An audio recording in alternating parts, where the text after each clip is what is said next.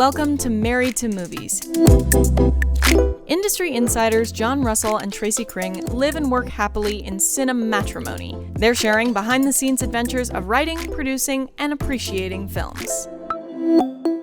Good morning, babe. Good morning, babe. What's up? What's up? Tracy's over this. She doesn't even want to do this show today.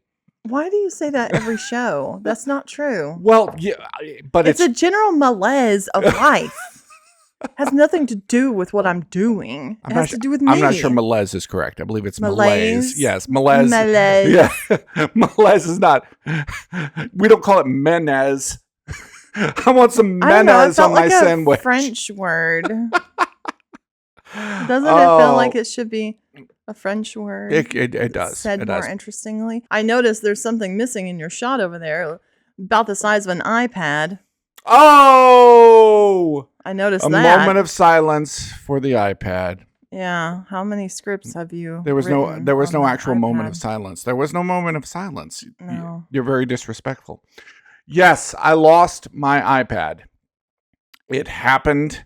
I also my iPad. I have to correct that. It was my iPad. It was mine. It was a communal property. No, sir. iPad. It was given to me for my birthday. That makes it my iPad. Oh, wow. That makes it worse. I'm sorry.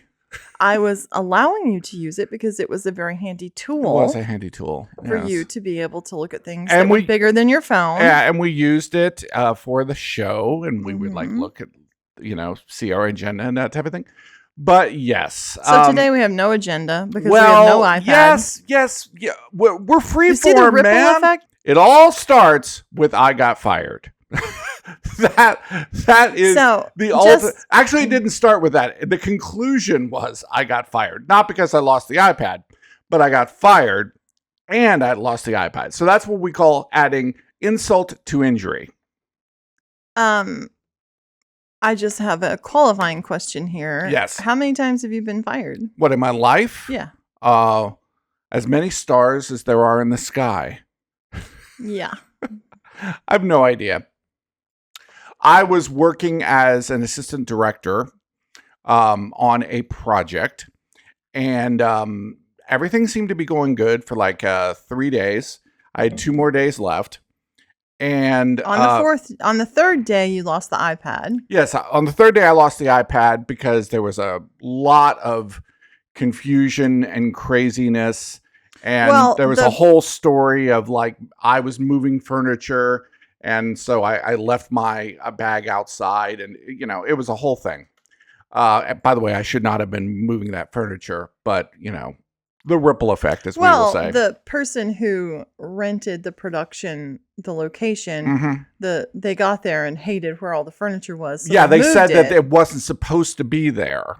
So they moved it according to the pictures they had agreed to rent the place on. And then they decided they would leave it that way. As penalty for them not having it the way it should have been. Just really, really stupid. Well, this is the deal.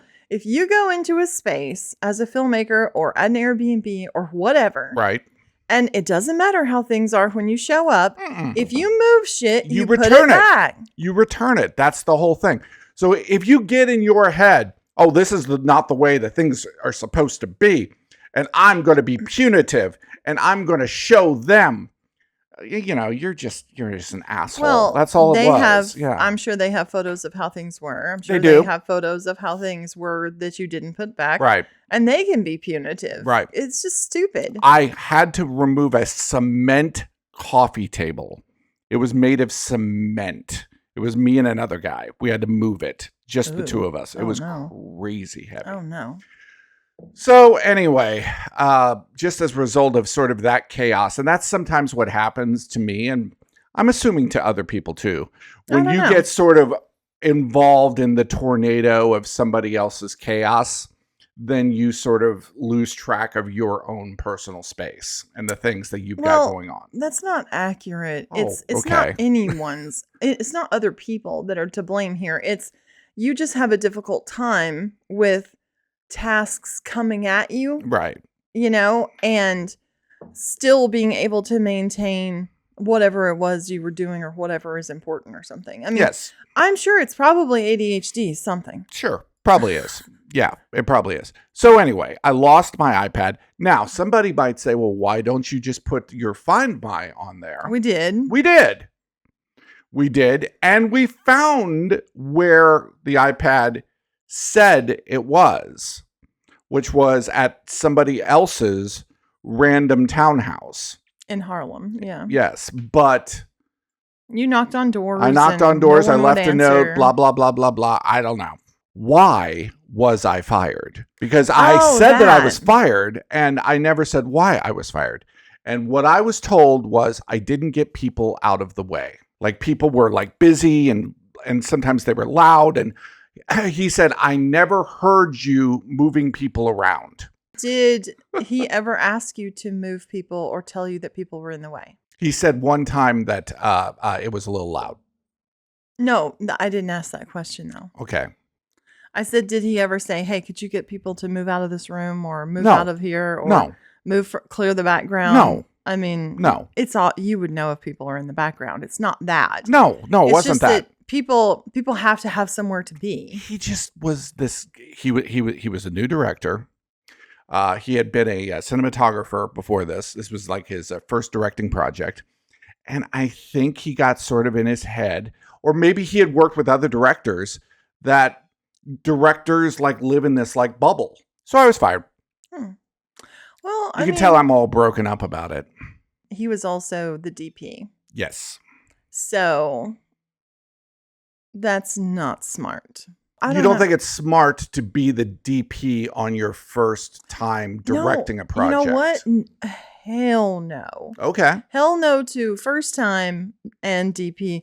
Hell no also to being a director and a DP. Because this is the problem. Okay. It's this is a hot take because there are director DPs. A DP has actually a lot of responsibilities that we don't get credit for, of course. True. People just think we show up and hold a camera. No. That's not all. No. And we're also, getting other teams going. Yes. I see them. I mean, it is in the name, director of photography. Yeah, we're directing. You're another director on set. The main problem is once you're shooting, you don't watch it. Interesting. You don't watch shit. Okay. Okay? You can't. Right. Because you're constantly calculating. You're just like true. Calculating. Is that working? Is that headroom? Was that in focus? Right. If the set had been run shabbily or inefficiently, right. You could not have left an hour and a half early. It's true. Day 2 and day 3. This is true. This is true. They got everything. You even caught some things on the shot list that they had forgotten. I did. You covered their ass. I did, yeah. And you could not have left set an hour and a half early if things had been done poorly. Right. So I'll say that in your defense. People come up at the end of a project and say, oh my God, this was like so... Well, I appreciate that. Comfortable, so safe. I appreciate that. Fun. That actually happened on set. The actor was talking about how he had worked on several other projects in the same vein. And he had said that this was a very peaceful set. And I thought, wow, that's a great compliment. I really appreciate that. Speaking of Sabrina Carpenter, because I brought her up before, I want you to look at a text that I sent you. Can you look at a text I sent you on the computer? It's called Tears. And I want you to read out loud the lyrics and tell me what you think of them. I get wet at the thought of you being a responsible guy. Treating me like you're supposed to do. Tears run down my thighs.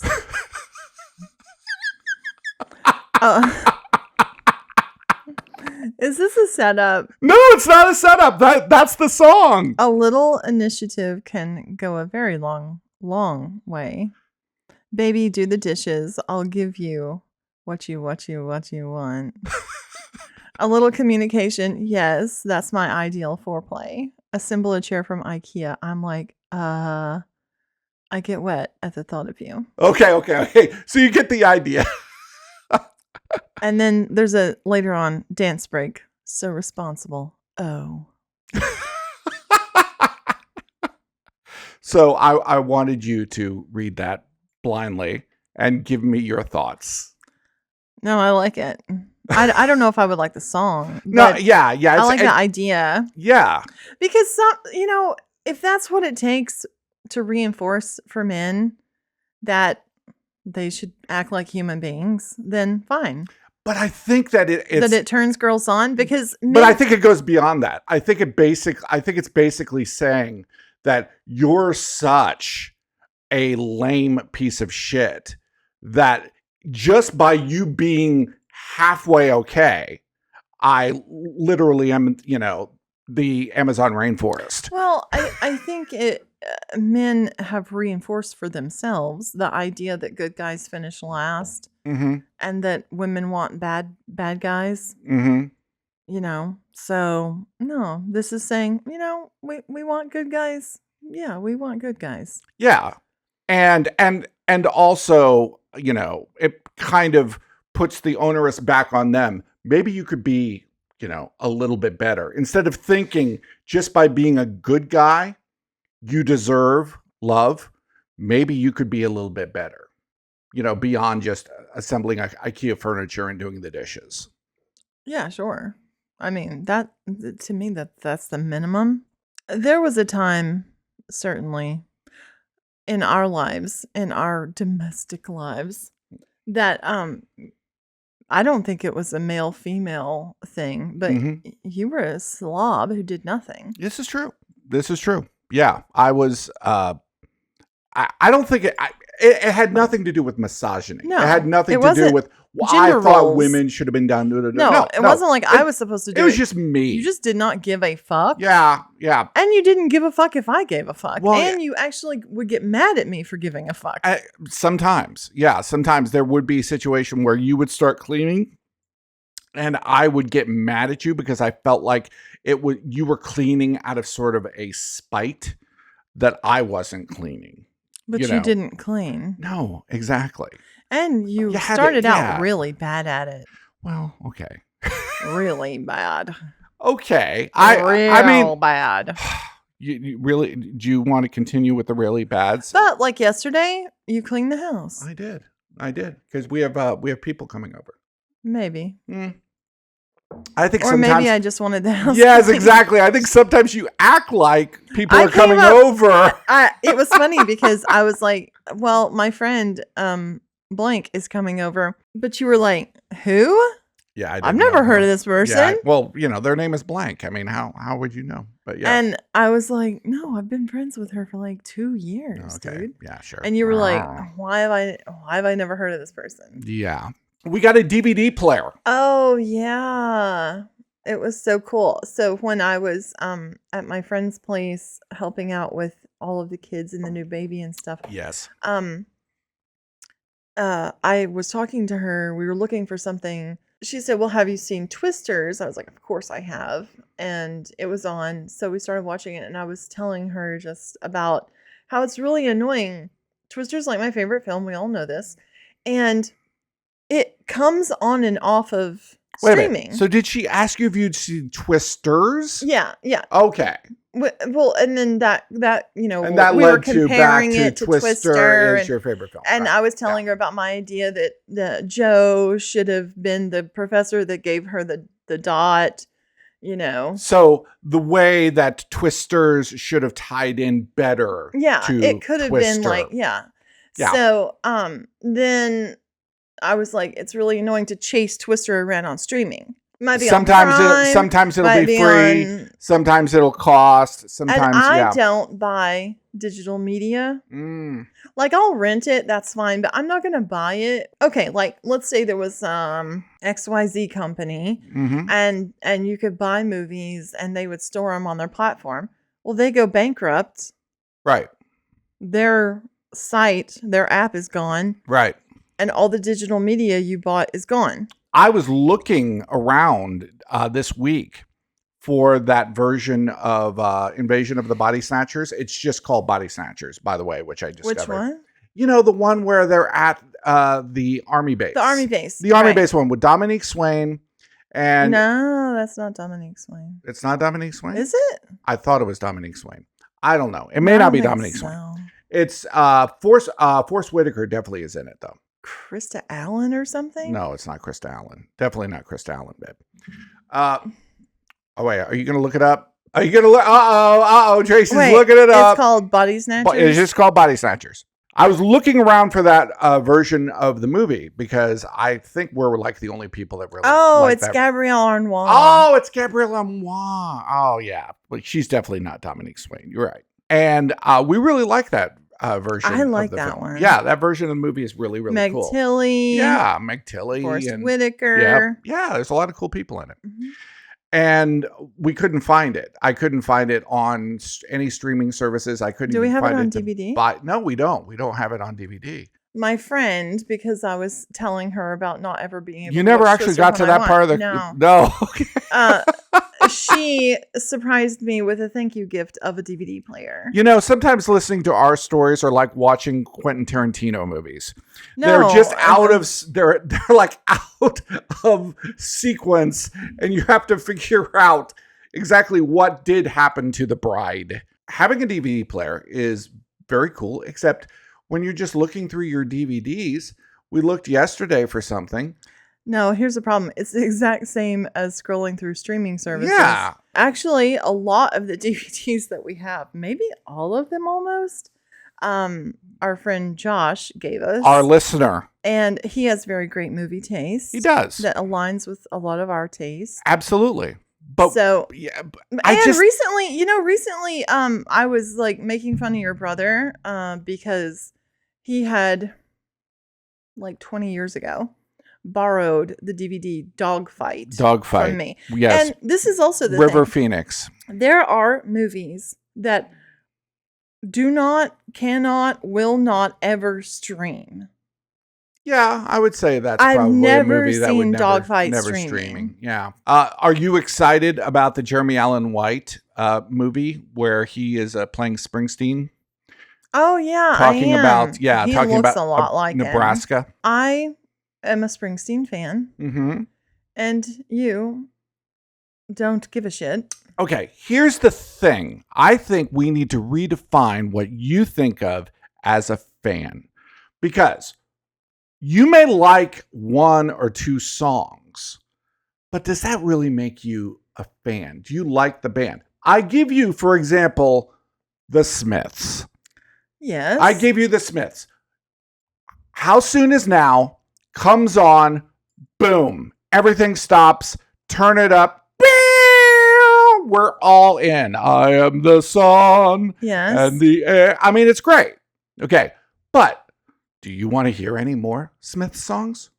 If you would choose to always listen to How Soon Is Now. Most Bruce Springsteen songs would come on, especially if it's like before the 80s, like Born in the USA, type Bruce Springsteen. I would absolutely listen to them. But I would say I am a Bruce Springsteen fan. I wouldn't. More than you would say. I wouldn't, because anytime I put on a Springsteen song, you're like, nope. No, that's not true. That's because the songs that you're putting on are like that one about baseball or whatever. Glory Days. Oh God, the sound of that synthesizer in Glory Days just grinds my teeth. Okay. Beep, beep, beep, beep, beep. Oh my God. So bad. That is hell to me. It's the sound of that synthesizer over and over again. Okay. I didn't know this. Yes, that's bad. I saw a TikTok recently talking about, I think it was on a podcast with somebody famous. I can't remember. It's that comedian dude, that heavyset comedian dude. Okay. Who has a really great wife. He does like very unhealthy things. Bert Kreischer. I guess that sounds right. So they were talking about fossil fuels. Right? Okay. And like oil. It confused me why they were talking about this. Like where oil comes from. Yeah. Yeah. Oil-is-dinosaurs. Oil-is-dinosaurs. Oil-is-dinosaurs. Yes. And you were not aware of that. No, I was not. You were not aware of that. Thank you, Tennessee, for an amazing education. Thank you so much, Tennessee. No, but not in the way that you think. Because oil is not dinosaurs. Oil is dinosaurs. It is not dinosaurs. It is. Dinosaurs are broken down and it creates so everywhere. oil. So explain to me how there's so much oil or whatever in like Saudi because Arabia. there were so many goddamn dinosaurs. They're so fucking big, babe. Oil is dinosaurs. I don't know if that's all oil is. I believe coal is dinosaurs too. Everything's dinosaurs. Dinosaur. Just reading very quick. No, oil does not come from dinosaur fossils. It is formed from the remains of marine organisms like algae, plankton, bacteria, which were buried in low oxygen environments such as ancient shallow seas over millions of years. Pressure and heat from overlying sediment transforms these into crude oil we use today. Dinosaurs. With the term fossil fuel being a misnomer that fossils incorrectly links oil to dinosaurs. I would rather believe that oil are dinosaurs. Oh, look, that's how we struck oil. We found a dead dinosaur in the ground. Yes. Wait a second. No, you told me about this. I told you about, yes, I told you. Well, that's in the movie. It's in the movie Gandhi. Oh, well, what was it? Okay. I don't remember watching Gandhi. It was like at school years ago. Yeah. Well, Ben Kingsley, amazing movie. Mm-hmm. Everything I know about Gandhi, I know from watching the movie Gandhi. So okay, you have to assume that some of it is true and some of it is not true. I don't know. Okay. But in the movie, because Gandhi is a proponent for nonviolent resistance, right? One of the things in the movie is that to the British who are in charge of India outlaw the making of salt. Like the only salt that will be made will be British salt. Well, how do you make salt though? It has something to do with going to the ocean and like beating it or something. I don't know exactly. Wait. I don't know how are you making done. Salt? I don't know how you make salt. I'm just saying that in the movie, hundreds of thousands of people trek all the way to the ocean to beat ocean water into salt, make salt, to beat as a protest, beat the sand. And I don't know how it's done. But that was a form of nonviolent protest. That it was illegal to make salt, and they marched to the ocean. They all marched to the ocean to make salt. Yes, you would just take ocean water in like these large beds, and you would evaporate the water. Yeah, something like that. Leaving salt. Yeah, something like that. Yes. You wouldn't beat water. I don't know. I'm not saying beating the salt out of the water. They were doing something where they were banging it. I don't know what they were doing, but they were making salt, okay? It's a thing that you do. You make salt. So you randomly asked me yesterday. Mm-hmm. You said this is a really important question. You were like going, hey, this is very, very serious. Oh, I've been meaning to talk to you about it for a long time. I've been meaning to talk to you about it for a very, very long time. Yeah. Stop what you're doing. Look at me. Yeah, put your phone down. Put your phone down. If someone says to you, I need to speak to you about something very, very important, why would you just keep scrolling? All right.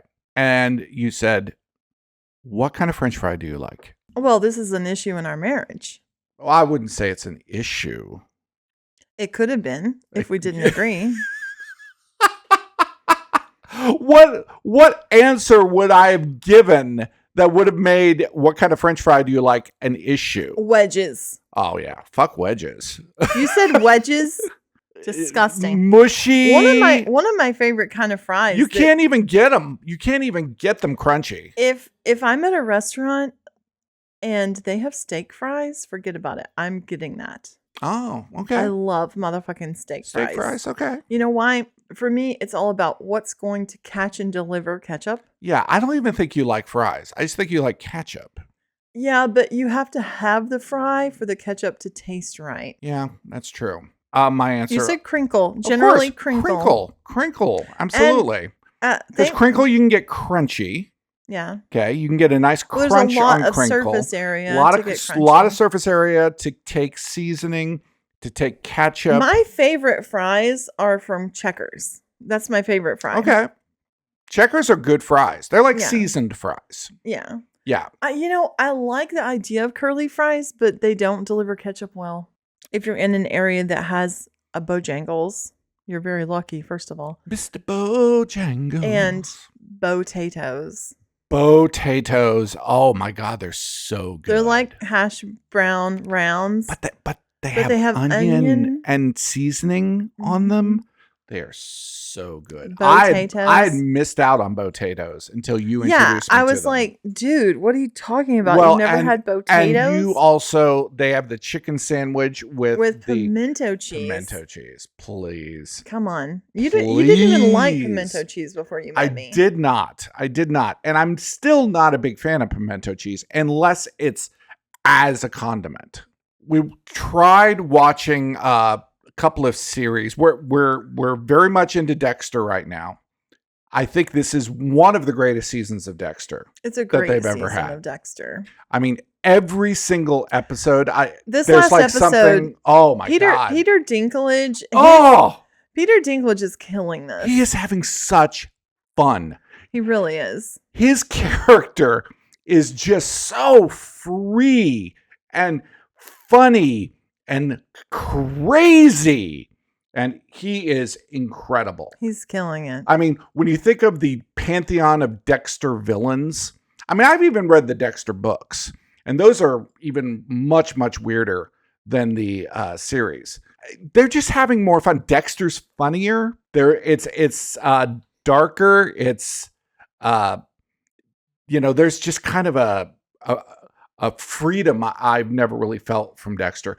Plus, sometimes some of the other characters on Dexter would get in the way of the goodness. I'm really enjoying Alien Earth. Well, it took me a little bit to get into that. It was pretty boring. And finally, I'm like, okay, I don't know. Maybe it's going to be interesting. There's things about it that are getting annoying. I really like is that Timothy Olyphant? Who is that guy? Yeah, Timothy Olyphant. Yeah, I really like him. And he's giving me Rutger Hauer vibes. Oh, absolutely. There's a theory, and it's pretty much supported by fact, by some of the background screens that show that the same companies from Blade Runner are in Alien. Well, he's giving me those vibes for sure. Very much. Well, he's got the spiky white hair. I mean, yeah. Alien. And we finished the Institute.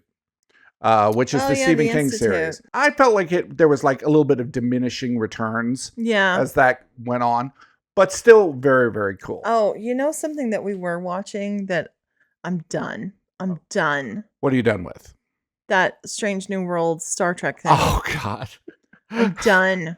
We were big fans. The first season was really great. Now it's they're doing those hokey ass, this is the musical episode and this is the TV crew comes to the Enterprise episode and you said something that was the so Switching funny. Bodies episode. You've seen all of the seasons of The West Wing 4 or 5 times. I've seen the entire series of The West Wing. Right. Probably 10 times total. Right. First episode to last episode. Right. And I have never seen the episode when the documentary film crew comes in. Never have I watched the documentary film crew episode. I get to that one, I skip right on over it.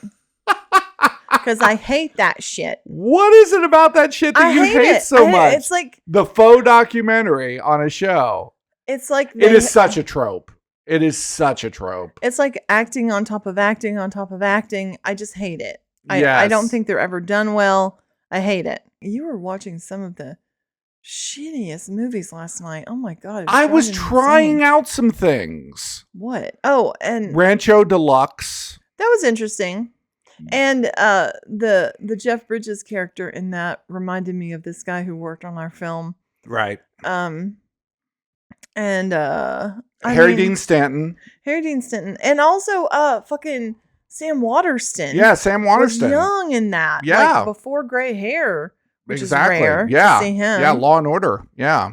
You know, those 70s movies, though, they have a different pace than we're used to now. There was this one scene of them. Where they were playing Pong. And the reflection playing Pong. And it was like 5 minutes. It was like a 5-minute oneer, this conversation of them playing Pong. I was watching the Pong and not really paying attention to what they were saying. You were like, they're playing some shitty Pong I was like, right there. Shit Pong.